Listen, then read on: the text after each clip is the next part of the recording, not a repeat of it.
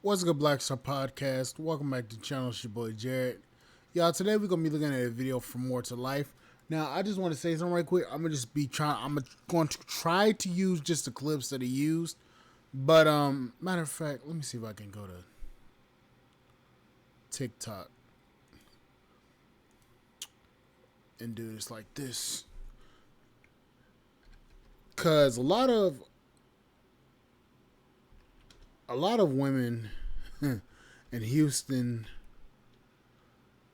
are they're not happy. Oh yeah. Look at this. And we're gonna go back to More to Life. This is three things you need to know about dating women in Houston, Texas. And I put this shit on my kids. The first thing you need to know is that if a woman in Houston, Texas tell you to pull up on me, the first thing you should be doing in this situation is asking her real name, because the bitch name ain't Bubbles. The second thing you need to be doing is entering that real name that she just gave you into some kind of police database. Because 65% of women in Houston, Texas have been accused and found guilty of setting bitches up. The third thing you should be doing is checking to see if Sauce Walker follow that bitch back on Instagram. Because if Sauce Walker follow the bitch back, she'll never be all the way on your hip, cause she belong to the trib. The second thing you need to know is that if a woman in Houston, Texas tell you she's a bottle girl, trust me when I tell you, the girl is selling more than bottles. Do you hear me? The third thing you need to know is that if she is a 10, the bitch probably ain't got $10 to her name on my kids. Now that broke ass 10 will still curve your ass. But don't beat yourself up about it too bad. Cause the bitch probably broke as fuck and sleeping on an air mattress. On my kids. I'm out. This is three things you need to know about dating. Yeah. Damn. So real quick, I wanted to come on here and talk about being in Houston and the dating scene, right? Like, I know there's 1,000 videos about this already, but I just wanted to give my perspective. And this is specifically for the ladies. Y'all not mean enough for me. Y'all not mean enough for me. Okay? I have been out, and this is again, I've been in Houston a very short amount of time, right? But from my observation, the men here are some of the most lustful and disrespectful men I have seen in a very long time. Not all of y'all, but a lot of y'all. And here's what I'm talking about, right? I've gone out by myself. I've gone to restaurants. I've gone to a bunch of shit. And men will be out with their girlfriends and their wives or whoever, and they will stare. They will stare. They will flirt. And don't get me wrong. I know. Houston has some of the most beautiful women I have seen in all of my life. However, I'll be damned.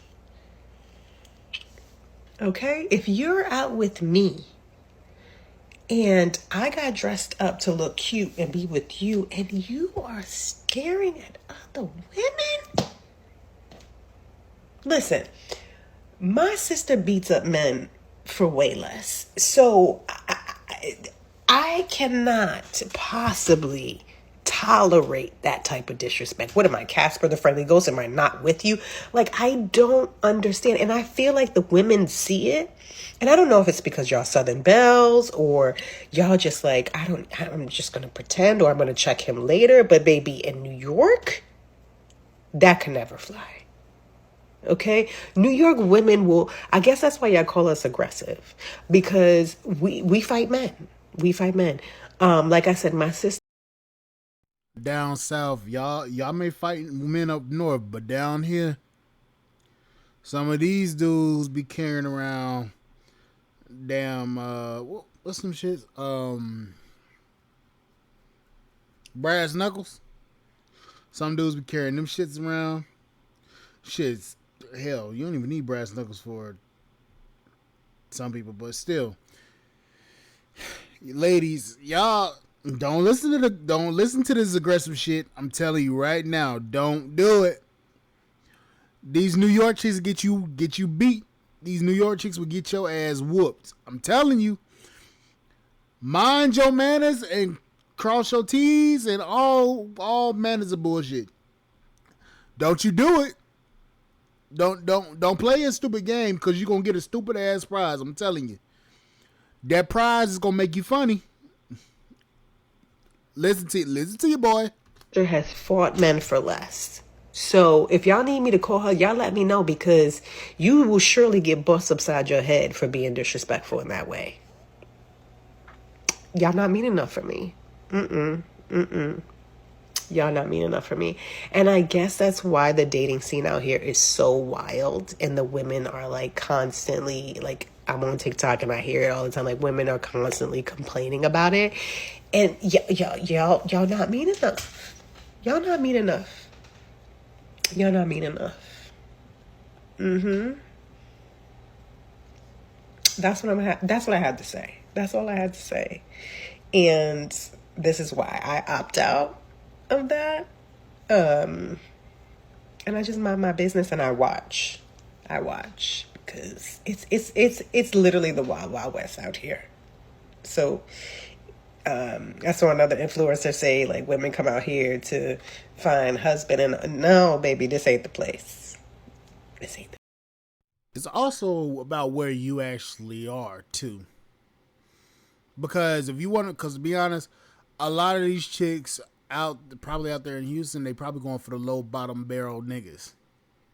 They probably ain't going for the guys that are actually worth something.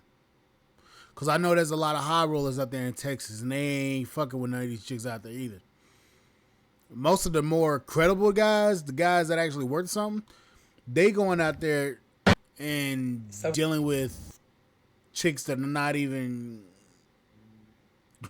to be honest with you, residents. All right, I need someone to provide me with a little bit of insight. So I'm single. I would love to date, but I'm 50 years old. And I think...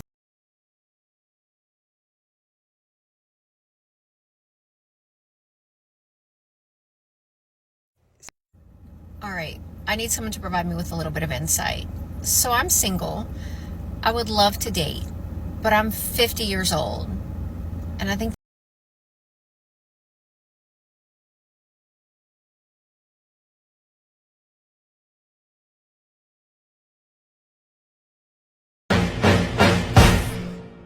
Texas, let's talk dating apps. You know, they're a mess. You're swiping through the same dry convos, the same people who don't even know what they want, and half of them disappear before it's even time to meet up.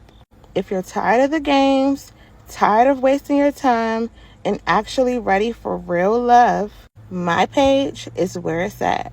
I've got real people in Texas who are looking for real connections, not just hookups and endless swiping. So put the apps down, stop wasting time scrolling, and come find love on my page. So we got another dating or another matchmaker trying to damn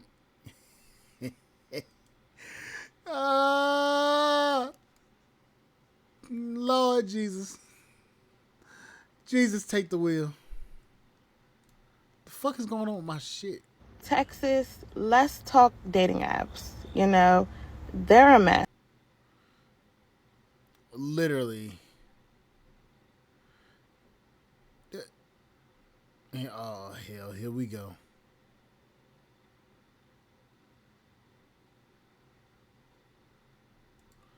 What the fuck is going on with my shit now?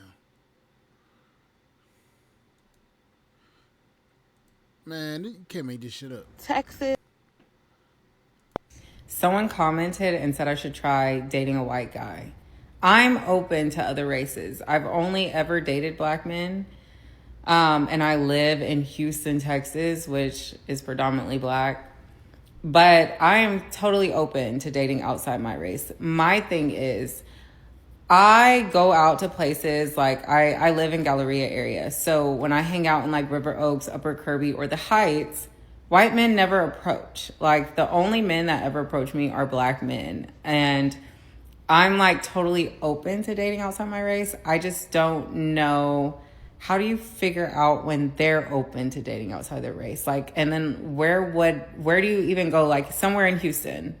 Like I like to hang out at Brazzers 19. But there's usually like older white guys there. And I don't feel like I'm picky when it comes to a man. Of course, I want to be attracted to them. And I'm 5'9". I want a man that's way taller than me, like taller than me in heels. Like I'm 5'9", 160 pounds. That is my non-negotiable. They have to be taller than me in heels. So that's like at least 6'3" and up. And as far as everything else, as long as a man is equally yoked to me, as in like my lifestyle and what I've achieved, as long as they're where I am and above, I'm fine with that. Like we can be on the same level and strive to get further, or they can be more accomplished. Like I don't have to have like a rich man, but I do want someone equally yoked to me that can come into my.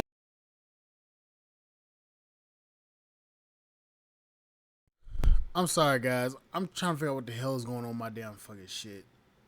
I'm sorry, but let's go to this right quick. A week later, we finally did the big do. We did it, and it was a 10 out of 10. I'm on cloud now. A week after this, basically, just stopped calling. In the corner of my eye, I see this very attractive man. There is a child. You requested me on Snap because you live with your baby mama. It was just on Houston Hinge, bro. Every other profile is either provide or buy. Not flattered by bare minimum effort. Don't date in Texas. Do not. I suggest you bring your girlfriend with you, or you bring your boyfriend with you. I've been here all my life. I am 33 years old, and a piece of love ain't came my way yet, because this is crazy. Y'all coming out here taking a minute, and I ain't mad at it.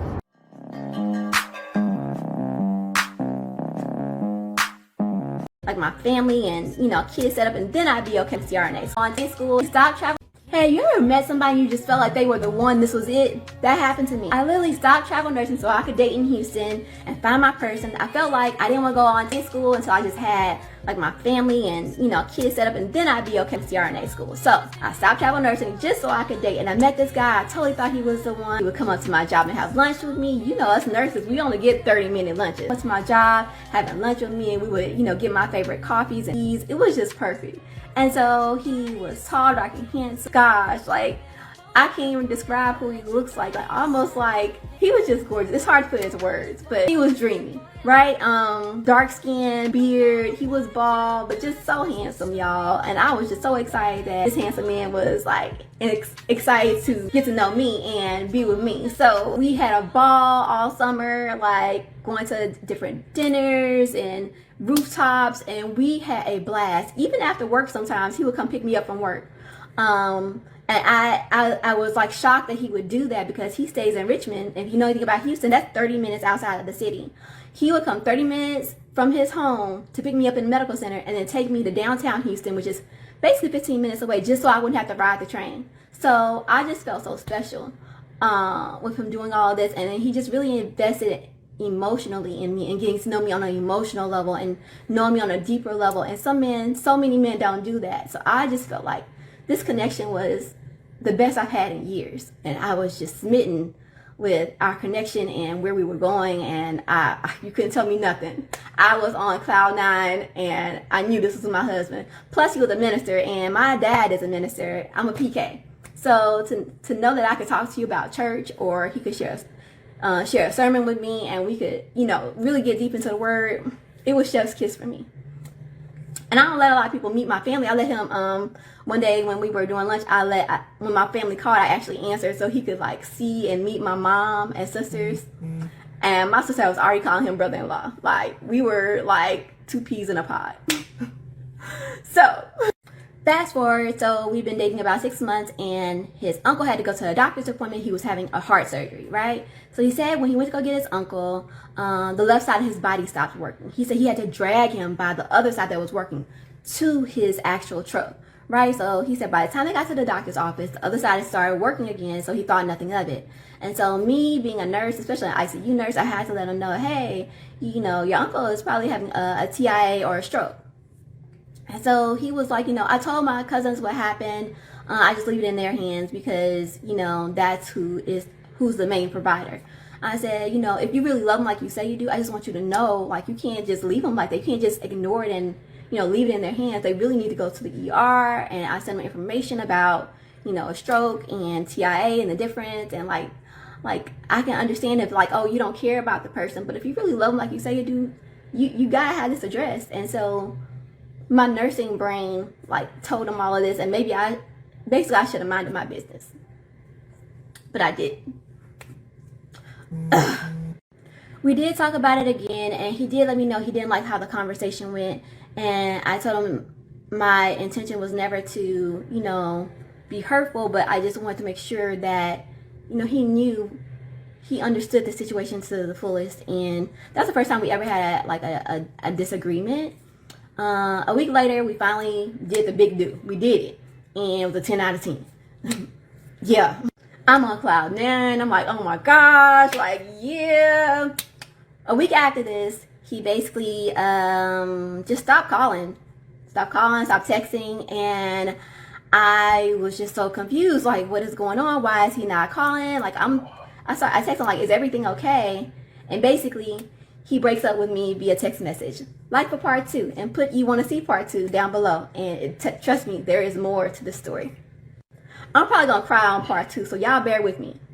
Man, this is scary because I'm looking at her face. She looks kind of sickly. And when she said he broke up with her right away, I said, wait a minute. You need to be worried about this. A good story time in a long time, but you know what, I feel like giving a story time today, and it's about me coming back from Miami on my plane. Oh my God, y'all, you might as well just lock in and press like 2 times speed or something, because it might be long, and y'all know I'm a great storyteller. So I'm in Miami, fresh off my cruise, and you know, I stayed one more night in Miami, had a nice little time. Next morning or next afternoon, it's time for me to go back to Houston. Cool, I arrived to the airport. I ain't been to Miami in almost a decade, so what the hell? Didn't know that, didn't know that Terminal G and the G in that stood for ghetto, because I got to that terminal and I was shocked and appalled. It was hot, it was nasty, it was gross. So I said, you know what, I'm gonna go to Terminal E. I'm gonna go mind my business, I'm gonna go eat some food, right? I come back just in the nick of time of my plane supposed to be boarding, right? They come over the intercom. They're like, ladies and gentlemen, there's been a minor inconvenience. So why are you telling me, first of all? Don't tell me about no minor things. Just tell me about major. That's it. But that's neither here nor there, right? In the corner of my eye, I see this very attractive man. I'm like, okay, he is fine. He got these jeans on. I can see the thighs through him. I'm like, okay. I see he has some guys that he knows that he's talking to. I'm on the phone talking to my homegirl on FaceTime, and when they say that we're gonna be delayed, I'm like, oh my God, I need a drink. I'm stressed out. So I was like, there has to be a bar in here. There's one small bar in Terminal G. It's gross. It's so small. So I head to the bar, right? I get over to the bar and I see the fine man sitting in one of the seats at the bar, and the only seat that's available is right next to him. So I was like, okay, I'm bored. Let's flirt it up, okay? I sit down next to him. We introduce ourselves. He was like, you want a shot? I was like, I do want a shot, like, because this is stressful. They done delayed our plane. So he starts speaking in Spanish because he's Colombian. He's so fine, yeah, he's so fine. Oh my God, Jesus Christ. Oh my God, I'm gonna get through this story, I promise I am. We take shots, right? The girl at the bar even gives him more of a shot because of how attractive he is. See you, that's cool. It's cool though, baby, it's cool. He on a plane back to Houston. He ain't staying in Miami, Bookie. So we hear an announcement and it's like, hey, the plane is boarding, da-da-da-da-da. I asked him what boarding class he's in. He's in the same boarding class as me, but I do get on first. So I was like, you want me to save you a seat? He was like, yeah, that'd be nice. Cool, I get on the plane. I go to my usual exit row. You know, I'm still a loyal Southwest person. I go to my exit row and I put my bag in the seat next to me. because my new Colombian boo is about to he about to sit down next to me. So he gets on the plane, and his coworkers, these are his coworkers, I hear one of them go, "You must like getting screamed."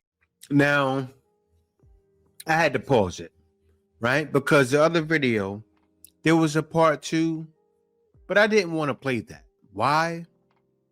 I'm sure you guys see the problem here.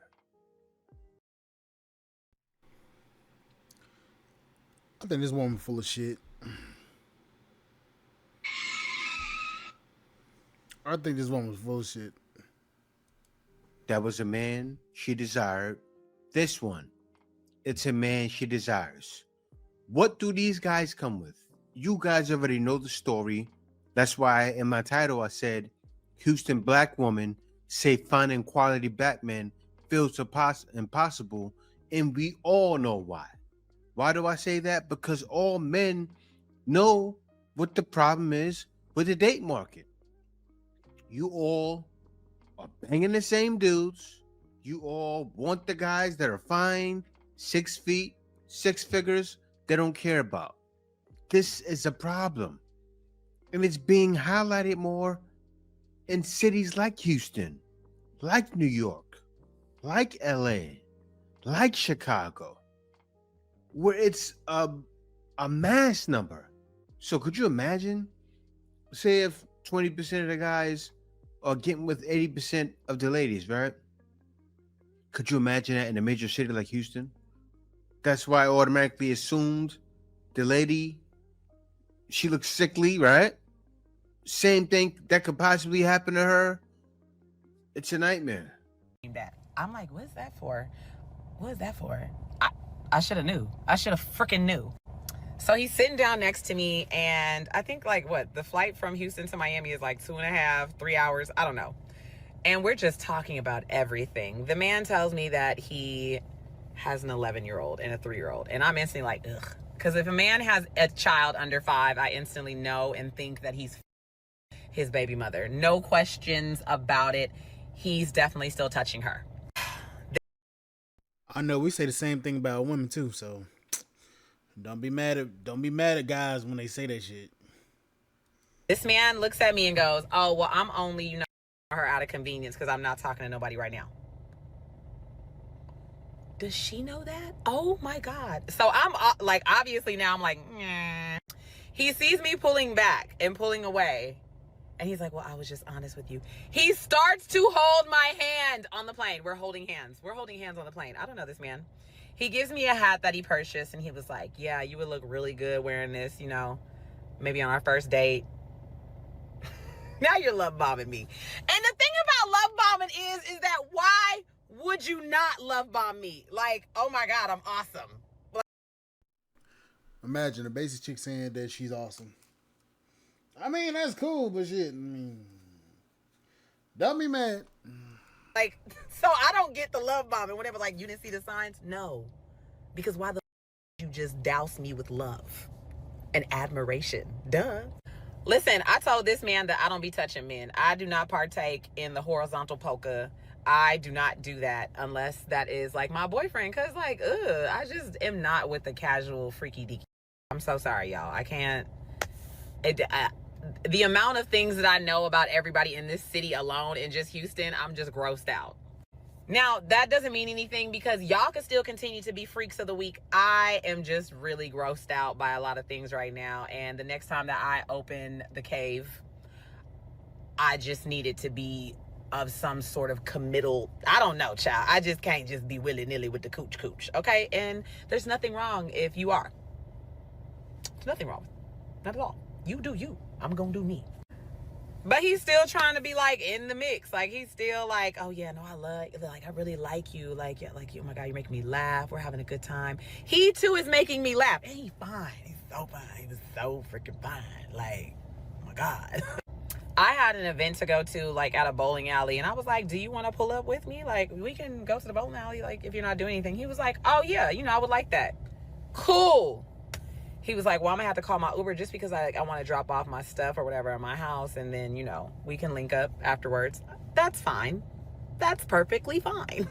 We get off the plane, and his coworkers are walking with us, and he like has my arm interlocked at some point in time, and he's like helping me walk a little bit on the walkway, like helping me down the stairs or whatever. Cool. Like a gentleman should. So, mind you, remember, this man had told me that he has a 3-year-old, okay? We get right to baggage claim. Y'all know, if you have ever gone to Hobby, you go down the escalator or the stairs, then you go up that hallway, and then it opens into the baggage claim. As soon as it opens into the baggage claim, there is a child running up to this man. Oh my God. I am almost shoulder to shoulder to him when it happens, and I instantly just veer off to the right. I'm like, because it hits me like that. I said, oh my God, this is his kid. And lo and behold, right behind him was a short little Mexican lady. He had told me that his baby mama was Mexican and she was 5'4". I said, oh my God, I put 2 and 2 together. I said, Jesus, what's happening right now? I'm in the Twilight Zone. This is not how I wanted to end my Miami escapade, my cruise, my vacation, my 36th birthday vacation. This is not how I wanted to end this. So now we're sitting in baggage claim, and we're at the carousel that we're supposed to be at, right? That's where it say Miami right here, right? We waiting there for about 20 minutes. They come over to the loudspeaker. They say, Miami has moved to this carousel. I'm like, oh my God, just get me out of this. Mind you, as I'm waiting on my bags at the carousel, his child is circling around me, laughing and giggling and dilly-dallying and frolicking, and his mom is running behind him, and I'm just like this. And he's over there, and his coworkers are like, oh my God. And his coworker looks at me and goes, don't be like that. He mouths it, don't be like that. I said loudly, I said, this is gross. I am traumatized. This is gross. I said, I want out of here. Now, I know that there is some growth with me, because the old me would have went up to him with that hat and smacked him upside the head and looked at his baby mama and been like, he's gross and he says weird things about you. But I'm a changed person, and I know that it's giving never tell the woman, because they're never gonna go anywhere. I don't know that y'all never go anywhere. I don't care. And this is like a catch-22 thing. Everybody's always, or a devil's advocate thing. Everybody's like, you should tell the woman. No, I shouldn't. I'm gonna just get on TikTok because it's a fun story. And also, I feel like women that have men like this in their lives, they know who their men are. She knows that. The poor baby had gray hair all in front of her head. That man has stressed her out. I send him a text, something in Spanish along the lines of like, thanks for the hat, fool. Like, you're very disappointing. He sends back a paragraph. And he's like, I can't, like, I'm so sorry this happened. We were having such a good time. Then he requests me on Snap. You requested me on Snap because you live with your baby mama and you know that she be checking your phone. Oh my God. Welcome to your future. The men legitimately terrify me. They scare me so bad, y'all. And then they come around and they're like, not all men. Like, no, bro. You cannot decipher who is who out here in these streets. Y'all scare the and that's why I do not be y'all. Oh my God. I really thought that was my man for about an hour. Like, just saw it. Oh my God. He was so fine. All right. Another one bites the dust. This woman is a fucking Looney Tune. If you see, this is why we never trust. This is why I don't take them serious when they say, oh, we can't find good men. This is exactly why I don't trust them when they say that shit. I just had to let that shit play through because that was just embarrassing.